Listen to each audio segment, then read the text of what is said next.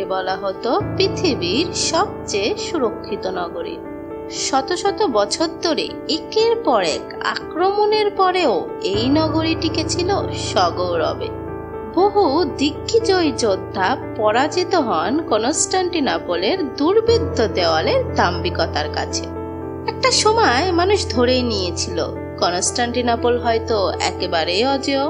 Constantinople ঠিক কি কারণে এতটা সুরক্ষিত ছিল?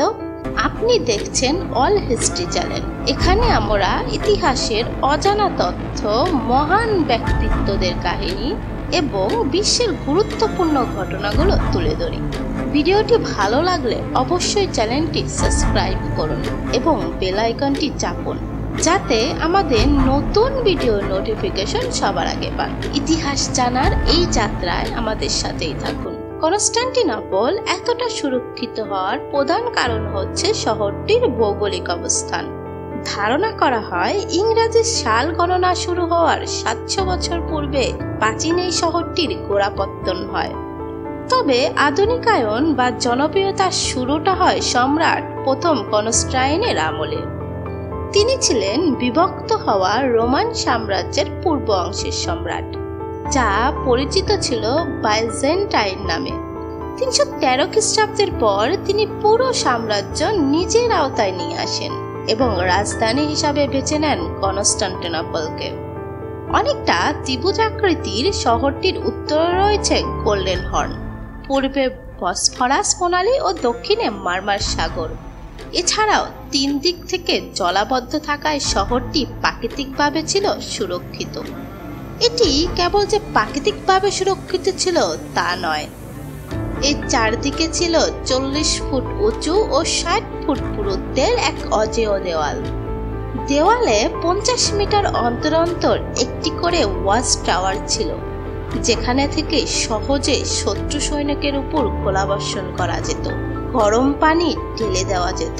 কনস্টান্টিনোপল রক্ষায় গ্রিক ফায়ার নামে একটি অস্ত্র বিশেষ ভূমিকা রাখত। এই অস্ত্র এতটাই ভয়ঙ্কর ছিল যে এর আগুন পানি দিয়ে নেভানো সম্ভব হতো না। এছাড়াও যে কোনো ধরনের নৌ আক্রমণ ঠেকানোর জন্য বসফরাস থেকে গোল্ডেন হর্নের জলপথে ছিল এক বিশাল আকার চেইন। এর ফলে কোনো জাহাজ গোল্ডেন হর্ন অতিক্রম করতে চাইলে চেইন টেনে সহজেই জাহাজের তলা ফাটিয়ে দেওয়া যেত। এতে করে শহরের পিছন দিক দিয়ে আক্রমণ করা ছিল একেবারে অসম্ভব। পৃথিবীর কোনো কিছুই স্থায়ী নয়, ভাঙা গড়ার মধ্যে দিয়েই আজকের পৃথিবী। কনস্টান্টিনোপলেরও পতন ঘটে। 1000 বছরের অজেয় খেতাবের অবসান হয়েছিল অটোম্যান সুলতান দ্বিতীয় মুহাম্মদের কাছে। অটোম্যান সাম্রাজ্যের জান্ডা তখন এশিয়া মাইনর ছাড়িয়ে ইউরোপের বলকান অঞ্চল অবধি পৌঁছে গেছে। সিংহাসনে সুলতান দ্বিতীয় মুরাদ বেশ শক্ত হাতে লড়ে যাচ্ছিলেন ক্রুসেডারদের বিরুদ্ধে। হঠাৎ একদিন সিদ্ধান্ত নিলেন তিনি সমস্ত রাজকার্য থেকে ইস্তফা দেবেন। টানা 25 বছর ধরে ক্রুসেডারদের সাথে যুদ্ধ, অভ্যন্তরীণ কোন্দল আর সেই সাথে প্রিয় 3 পুত্রের অকাল মৃত্যুতে সুলতান মুরাদ মানসিকভাবে ভেঙে পড়েন। প্রথম 2 পুত্রের মৃত্যুর পর ভেবেছিলেন আরেক পুত্র আলীকে উত্তরাধিকারী মনোনীত করবেন, কিন্তু আকস্মিকভাবে আলীরও মৃত্যু হয়। এরপর বাকি রইল মুহাম্মদ, যিনি পরবর্তীকালে দ্বিতীয় মুহাম্মদ হিসাবে পরিচিতি পান। অন্য পুত্রদের হারিয়ে মুরাদ প্রথমবারের মতো কনিষ্ঠ পুত্র মুহাম্মদকে কাছে ডাকলেন। আলীর মৃত্যুর আগে মুরাদ কখনো মুহাম্মদকে উত্তরাধিকারী হিসাবে ভাবেননি। তাকে মাত্র 5 কি 7 বছর বয়সে রাজধানীতে নিয়ে আসা হয়। সালতানাতের কাছে মুরাদ এতটাই ব্যস্ত ছিলেন যে প্রথম 2 শাহজাদার মৃত্যুর আগে কখনো মুহাম্মদের দিকে নজরই দেননি। সত্যি বলতে মুহাম্মদ কখনোই হয়তো মুরাদের এতটা কাছে আসতেন না, যদি না শাহজাদা আলীরও আকস্মিক মৃত্যু হতো। মুরাদ প্রথমবারের মতো শাহজাদা মুহাম্মদের প্রতি নজর দিলেন। সে এখন অটোম্যান সাম্রাজ্যের একমাত্র উত্তরসূরি। তবে মুহাম্মদের দূরত্বপনা আর একঘেয়েমি তাকে ভাবিয়ে তোলে। মুরাদ নিজে ছেলেকে শায়েস্তা করার দায়িত্ব নিলেন। রাজধানী থেকে কিছুটা দূরে দুজন শিক্ষক নিয়োগ করলেন ভবিষ্যৎ সুলতানের শিক্ষা দীক্ষার জন্য। একজন হলেন উলামা আহম্মদ কুরআনী, অপরজন শায়েখ কাকা শামসুদ্দিন। দুই বিজ্ঞ শায়েখের সংস্পর্শে শাহজাদা একেবারে বদলে গেলেন। যদিও প্রথম তাকে নিয়ন্ত্রণে আনতে বেশ বেগ পেতে হয়েছিল শায়েখদের। সুলতান অনুমতি দেন প্রয়োজনে যাতে বেতের ব্যবহার করা হয়। মাত্র 12 বছর বয়সে শাহজাদা শিয়া, সুন্নি, সুফি মতবাদ, ক্যাথলিজম, অর্থোডক্স ইত্যাদি বিষয়ে বিজ্ঞ হয়ে ওঠেন। তিনি আরবি, ফার্সি, তুর্কি সহ মোট 7টি ভাষায় কথা বলতে পারতেন প্রাঞ্জলভাবে। শুধু তাত্ত্বিক বিষয়ে তার জ্ঞানের পরিধি সীমাবদ্ধ ছিল না, তিনি শিখেছিলেন কি করে দুর্গের নকশা করতে হয়। কামানের নির্মাণে ছিল তার বিশেষ আগ্রহ। এমনকি তিনি জাহাজের নকশাও তৈরিতে পারদর্শী ছিলেন। এত প্রতিভার মাঝে যুদ্ধ কৌশল বাদ যাবে তা কি করে হয়? তিনি যোদ্ধা হিসাবেও ছিলেন অসাধারণ। শাহজাদার এসব প্রতিভা মুরাদকে এতটাই নিশ্চিন্ত করেছিল যে মুহাম্মদের মাত্র 12 বছর বয়স হওয়া সত্ত্বেও তার হাতে সাম্রাজ্য তুলে দিয়ে তিনি সুফি জীবন বেছে নেন। মুহাম্মদকে সুলতান ঘোষণা করে কয়েকজন সঙ্গী নিয়ে তিনি চলে যান নির্জনে, একান্তে আল্লাহর ইবাদত বন্দেগীর উদ্দেশ্যে। 1444 সাল, 12 বছর বয়সে ক্ষমতায় বসলেন মুহাম্মদ। শায়েখদের সংস্পর্শে জ্ঞান বুদ্ধিতে সমৃদ্ধ হয়েছিল ঠিক, তবে একরোখা স্বভাবটা থেকে যায় তখনও। কিছুদিন পরেই প্রধান উজির হালিল পাশার সঙ্গে দ্বন্দ্বে জড়ান সৈন্যদের বেতন ভাতা নিয়ে। ওদিকে আবার অল্প বয়সী সুলতানের দুর্বলতার সুযোগ কাজে লাগানোর সিদ্ধান্ত নেয় ক্রুসেডাররা। সম্মিলিত খ্রিস্টান বাহিনী আক্রমণের প্রস্তুতি শুরু করে। এমন অবস্থায় হালিল পাশা বুঝতে পারলেন মুহাম্মদের পক্ষে এই আক্রমণ সামলে ওঠা সম্ভব হবে না। তিনি মুরাদকে ক্ষমতায় ফিরে আসার পরামর্শ দেন, কিন্তু মুরাদ তাতে অস্বীকৃতি জানান। এরপর মুহাম্মদ নিজেই চিঠি লিখে মুরাদকে ফিরে আসতে অনুরোধ করেন। ঠিক অনুরোধ বললে ভুল হবে, কঠিনভাবে ফিরে আসতে বলেন। মুহাম্মদ চিঠিতে লিখেছিলেন, আপনি যদি সুলতান হন দ্রুত বাহিনীর দায়িত্ব নিয়ে জনগণকে রক্ষা করুন, আর যদি আমি সুলতান হয়ে থাকি তবে আপনাকে আদেশ করছি রাজধানীতে ফিরে আসুন এবং জনগণকে রক্ষা করে শত্রুদের বিরুদ্ধে অগ্রসর হন। ছেলের এমন কঠোরতার, রাজ্যের বিশৃঙ্খলা, ক্রুসেডারদের আক্রমণের সম্ভাবনা সব মিলিয়ে পরিস্থিতি বেশ টালমাটাল বুঝতে পেরে মুরাদ ক্ষমতায় ফিরলেন। মুহাম্মদকে সাথে নিয়ে ফের ক্রুসেডারদের দমন করে সালতানাতের অভ্যন্তরীণ শৃঙ্খলা ফিরিয়ে আনলেন। 3 ফেব্রুয়ারি 1451, মাত্র 47 বছর বয়সে সুলতান দ্বিতীয় মুরাদ মৃত্যুবরণ করেন। উত্তরাধিকার বলে 19 বছর বয়সে মুহাম্মদ ক্ষমতায় বসলেন আবারও। মুহাম্মদ দ্বিতীয়বার সুলতান হিসাবে সিংহাসনে বসলেন। প্রথমবার 12 বছর বয়সে, দ্বিতীয়বার 19 বছরে। সিংহাসনে বসেই সাম্রাজ্য বিস্তারের পরিকল্পনা হাতে নিলেন তিনি। শায়েখ কাকা শামসুদ্দিন সেই বাল্যকাল থেকেই মুহাম্মদকে কনস্টান্টিনোপল জয় করার জন্য অনুপ্রাণিত করেছেন। মুহাম্মদের কাছেও শিক্ষাগুরু হিসাবে আকা শামসুদ্দিন ছিলেন অত্যন্ত শ্রদ্ধাভাজন।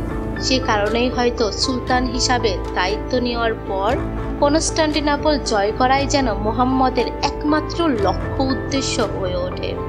সুলতান দ্বিতীয় মুহাম্মদ যে সময়টাতে সালতানাতের দায়িত্ব নেন তখন ইউরোপের পরাশক্তিগুলো একে অপরের বিরুদ্ধে দীর্ঘদিন ধরে যুদ্ধে জড়িত ছিল। ফ্রান্স এবং ইংল্যান্ড প্রায় 100 বছর ধরে যুদ্ধে লিপ্ত ছিল। জার্মানি, পোল্যান্ড, হাঙ্গেরি এই দেশগুলো নিজেদের অভ্যন্তরীণ যুদ্ধে সামরিকভাবে দুর্বল হয়ে পড়েছিল। তখন বাইজেন্টাইন সাম্রাজ্যের অবস্থাও ছিল একেবারে নাজেহাল। কনস্টান্টিনোপলও ছিল তাদের সর্বশেষ আশ্রয়। মুহাম্মদ যেমন দুঃসাহসিক ছিলেন তেমনি বিচক্ষণ। বয়সের তরুণ হলেও রাজনীতিক চাল তিনি ভালোই বুঝতেন। তিনি বুঝতে পেরেছিলেন এই মুহূর্তে কনস্টান্টিনোপল আক্রমণ করলে নরবরে বাইজেন্টাইনরা ঠিকঠাক প্রতিরোধ করে উঠতে পারবে না। ওদিকে আবার ইউরোপের অন্য দেশগুলো নিজেদের যুদ্ধ ফেলে কনস্টান্টিনোপল রক্ষায় এগিয়ে আসবে না। সুলতানের একগুঁয়ে স্বভাব, প্রধান পরামর্শক খালিল পাশার আপত্তি থাকা সত্ত্বেও কনস্টান্টিনোপল আক্রমণ করবেন বলেই মনস্থির করলেন। কনস্টান্টিনোপল অভিযানের খবর ছড়িয়ে পড়ল সালতানাতে। অনেকেই স্বেচ্ছায় সুলতানের বাহিনীতে যোগ দিতে শুরু করলো। এভাবে যোগ দেওয়ার একটি বিশেষ কারণ অবশ্য ছিল। তৎকালের মুসলিম বিশ্বে হযরত মুহাম্মদ সাল্লাল্লাহু আলাইহি সাল্লামের একটি হাদিস প্রচলিত ছিল। রাসূল সাল্লাল্লাহু আলাইহি সাল্লাম জীবন দশায় তার অনুসারীদের উদ্দেশ্যে বলেছিলেন, মুসলিমরা একদা কনস্টান্টিনোপল বিজয় করবে। তাদের সেই বিজয়ী সেনাপতি কতই না সৌভাগ্যবান, সেই বিজয়ী সেনাদল কতই না বরকতময়। মুসলমানদের এই ভবিষ্যৎবাণীটি সম্পর্কে এতটাই অগাধ বিশ্বাস ছিল যে সকলে এই বিজয়ের অংশ হতে চাইল। অভিযানের ব্যাপক প্রস্তুতি শুরু হয়। প্রথমবারের মতো সুলতান তৃতীয় মোহাম্মদ গড়ে তুললেন অটোম্যান নৌবাহিনী। এমন সময় সুলতান হাতে পেলেন আরেক চমক। এই যেন ছিল মেঘনা চাইতেই বৃষ্টি। তৎকালে হাঙ্গেরির এক দক্ষ কামান প্রকৌশলী একটি বিশেষ কামানের নকশা নিয়ে হাজির হলেন সুলতানের কাছে। এই নকশাটি তৎকালীন বাইজেন্টাইন সম্রাট একাদশ কনস্টান্টিনাইনের কাছেও উপস্থাপন করেছিলেন তিনি। তবে এর জন্য প্রকৌশলী আরবান মোটা অঙ্কের মূল্য দাবি করলে সম্রাট একরকম তাচ্ছিল্য করেই তাড়িয়ে দেন তাকে। এদিকে যেহেতু সুলতান মোহাম্মদ নিজেও একজন কামান নকশাকার ছিলেন, তাই তিনি বুঝতে পারলেন এই কামান যুদ্ধে কতটা কার্যকারী হতে পারে। সুলতান আরবানের সকল দাবি মেনে তাকে দিয়ে তৈরি করান বিখ্যাত কামান ব্যাসিলিকা। ব্যাসিলিকা এতটাই বৃহদাকার ছিল যে এটি বহন করতে প্রয়োজন হতো 30 জোড়া ষাঁড় ও 300 জন সৈনিকের। ব্যাসিলিকার কিছু সীমাবদ্ধতাও ছিল বৈকি। এই কামান থেকে একবার গোলা ছুড়লে 3 ঘন্টার মধ্যে আরেকটি গোলা ছড়া যেত না। তবে এটি ছিল কনস্টান্টিনোপল যুদ্ধে মোড় বদলে দেবার মতো অস্ত্র। চূড়ান্ত আক্রমণের পূর্বেই বাইজেন্টাইন সাম্রাজ্যের প্রধান বাণিজ্য পথ বসফরাস প্রণালীর ইউরোপ তীরে দুর্গ নির্মাণ করা হলো। এর আগেও সুলতান বায়েজিদ ইলদিরিম একটি দুর্গ নির্মাণ করেছিলেন বসফরাসের এশিয়া তীরে কনস্টান্টিনোপলকে বাণিজ্যিকভাবে অবরোধ করার জন্য। ফলে যুদ্ধের আগে দুদুকের দুটি দুর্গ বসফরাসে অটোম্যানদের এক বিরাট আধিপত্য বিস্তার করে। ওদিকে কনস্টান্টিনোপলও থেমেছিল না। যদিও প্রথম দিকে সম্রাট একাদশ কনস্টাইন অল্প বয়সী সুলতানকে এতটাও হুমকি স্বরূপ নেননি, কিন্তু মুহাম্মদের একের পর এক পদক্ষেপ তাকে ভাবিয়ে তোলেন। সম্রাট বুঝতে পারলেন কনস্টান্টিনোপল এক বিরাট ঝড়ের মোকাবেলা করতে যাচ্ছে। রোমান বাইজেন্টাইনরা ছিল অর্থোডক্স খ্রিস্টান, আবার ইউরোপের অন্য দেশগুলো ছিল ক্যাথলিক খ্রিস্টান। ক্যাথলিক আর অর্থোডক্স মতবাদের দ্বন্দ্বটাও ছিল বহু পুরনো। ফলে কনস্টান্টিনোপলের সম্রাট অন্য দেশগুলোর কাছে সাহায্য চেয়েও পাচ্ছিলেন না। কিন্তু শেষে ব্যাপারটা যখন ধর্মযুদ্ধে পরিণত হয়, তখন অবশ্য ক্যাথলিক পোপ রাজি হন বাইজেন্টাইনদের সাহায্যের জন্য। তবে ইউরোপের অন্য দেশগুলো অভ্যন্তরীণ সমস্যায় থাকার ফলে তেমন সাহায্য তারা করতে পারেনি। অনেকেই নিজ উদ্যোগে 200 থেকে 400 সৈন্য নিয়ে ক্রুসেড বাহিনীতে যোগ দেয় কনস্টান্টিনোপল রক্ষার জন্য। এদের মধ্যে জেনোয়া থেকে আসা জিওভানি জিউস্টিনিয়ান ছিলেন অন্যতম। তিনি দেওয়াল প্রতিরক্ষায় ছিলেন বেশ দক্ষ। 1453 সালের জানুয়ারিতে জিউস্টিনিয়ান সৈন্যসহ কনস্টান্টিনোপলে পৌঁছালে তাকে নিয়োগ করা হয় দেওয়াল প্রতিরক্ষার প্রধান সেনাপতি হিসাবে। এছাড়াও ভেনিসের কিছু নাবিক যারা তখন গোল্ডেন হর্নে অবস্থান করছিলেন, তারাও কনস্টান্টিনোপল রক্ষায় এগিয়ে আসে।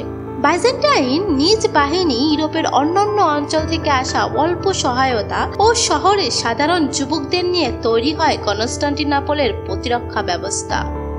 সুলতান দ্বিতীয় মোহাম্মদ যখন প্রায় 1 লক্ষের মতো সৈন্য নিয়ে কনস্টান্টিনোপল আক্রমণ করতে আসছিলেন, তখন বাইজেন্টাইনদের সংখ্যা ছিল 8000 বা তার কিছু বেশি। এরকম পরিস্থিতিতে বাইজেন্টাইন সম্রাট কিছুটা বিচলিত হলেও ভেঙে পড়েননি।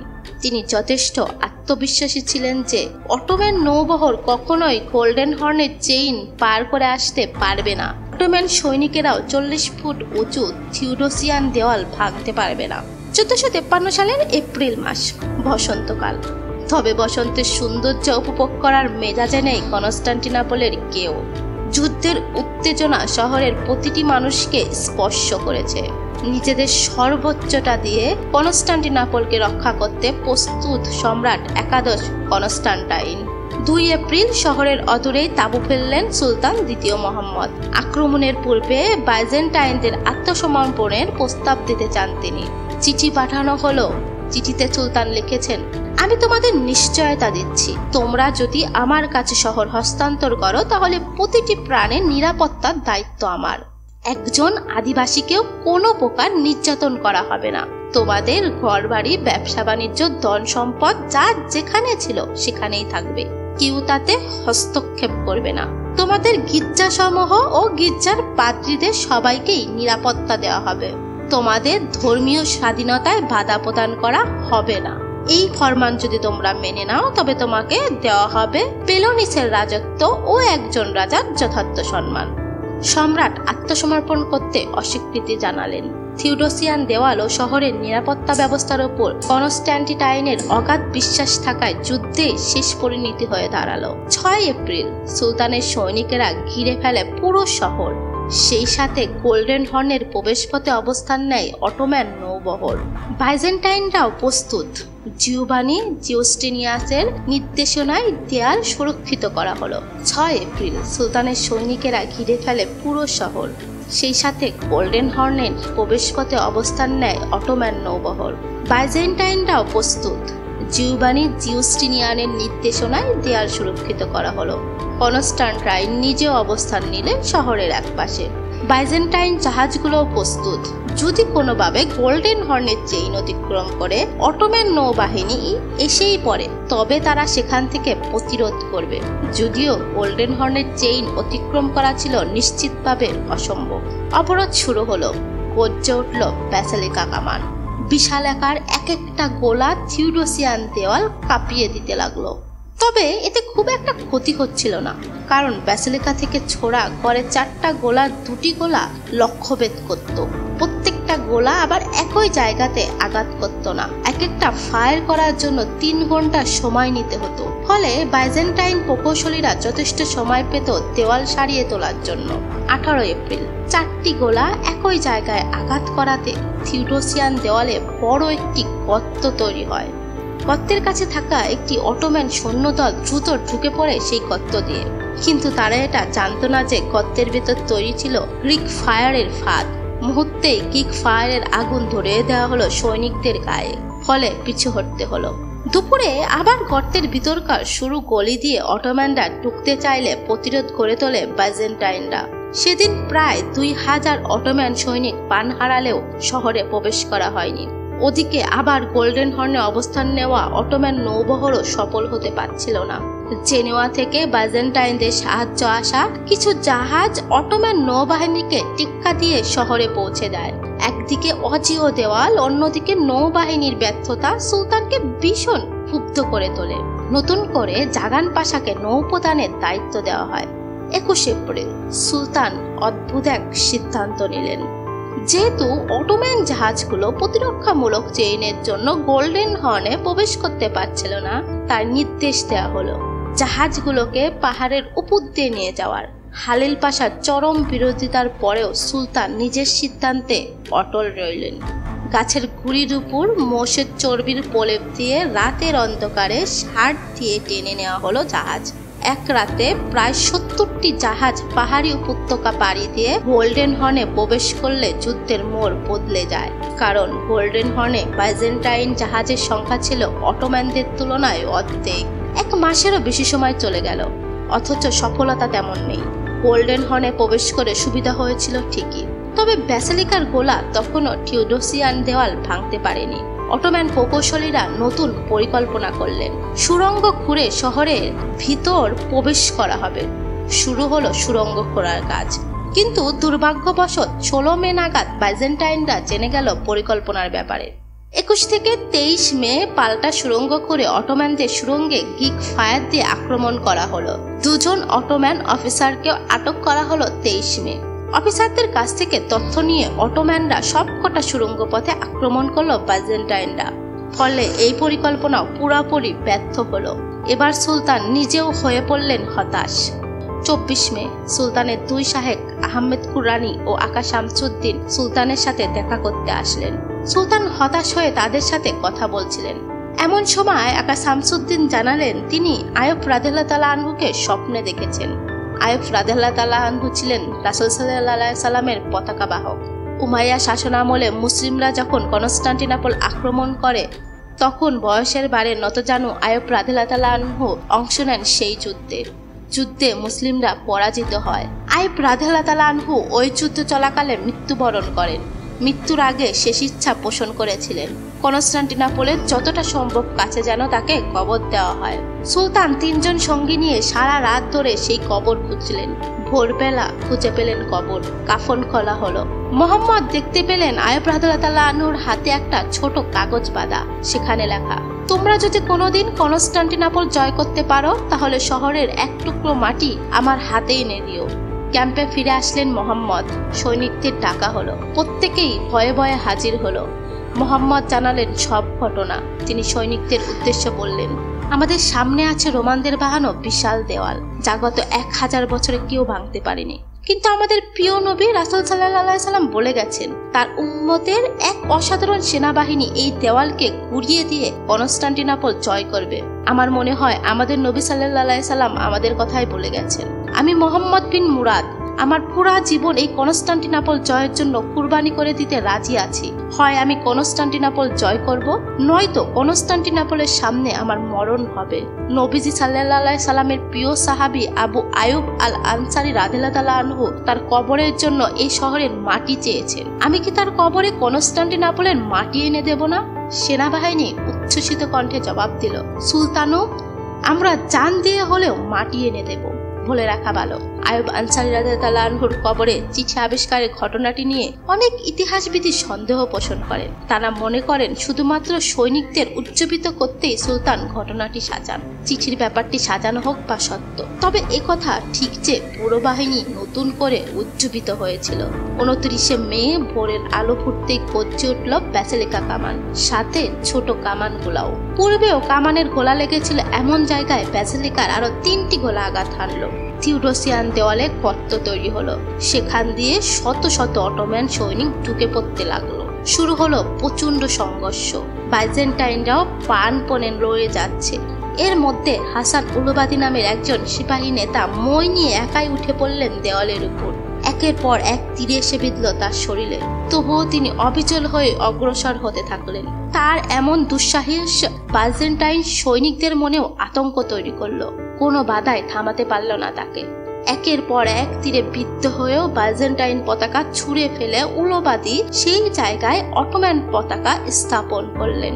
হাসান উলুবাদী শেষ নিঃশ্বাস ত্যাগ করেন পতাকা হাতেই। মৃত্যুর পরও পানিহীন হয়ে উঁচিয়ে রেখেছিলেন পতাকার খুঁটি। দেওয়ালের উপর পতাকা দেখে মনোবল বেড়ে যায় অটোম্যান সৈনিকদের।